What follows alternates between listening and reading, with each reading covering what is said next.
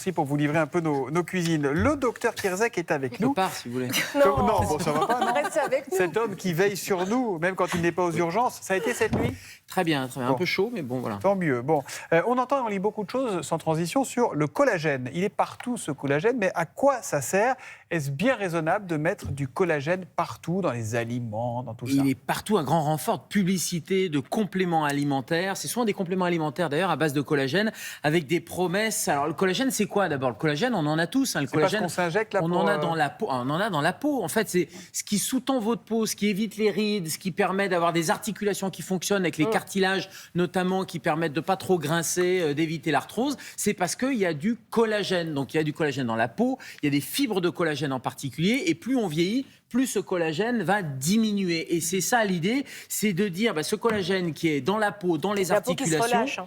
On en perd avec l'âge, ça se relâche, ou ça grince avec les articulations, ou ça fait mal avec de l'arthrose. Donc, on va substituer le collagène naturel par du collagène dans des compléments alimentaires. Alors, il y a plusieurs types de compléments, oui, c'est ça, c'est compléments alimentaires. L'idée, c'est d'en manger. Donc, on en voit de partout du collagène marin, il y a du collagène bovin, il y a le type 1, type 2, type 3. Bref, bovin, ça fleurit avec des promesses de jeunesse, quoi. Ouais. Alors, est-ce que ça marche? Ça marche en fait? C'est toute la question, alors. On veut savoir. On en veut. Ouais. Alors attention, premier bémol quand même, c'est que les études scientifiques sont souvent financées par l'industrie qui produit ces collagènes. Donc il faut faire attention notamment en termes de cosmétologie, parce que les études, c'est souvent des petites études, une méthodologie assez faible et financée par l'industrie. C'est genre 98% des utilisateurs, et on regarde, il y a 7 utilisateurs. Quoi. Exactement, c'est comme les crèmes. Et la promesse, c'est d'effacer les rides, de réduire les rides, d'améliorer l'élasticité.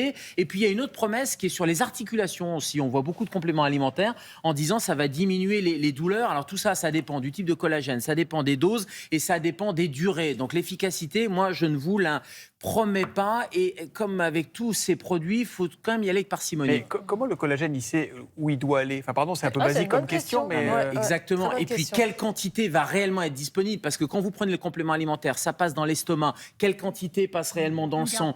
Comment on sait que ça va vraiment dans l'articulation? C'est pour ça que je vous dis, c'est plutôt des études où il y a un ressenti de la part des utilisateurs ou des utilisatrices. Et c'est souvent un ressenti qui est très subjectif. Après, la vraie question, c'est est-ce qu'il y a des risques?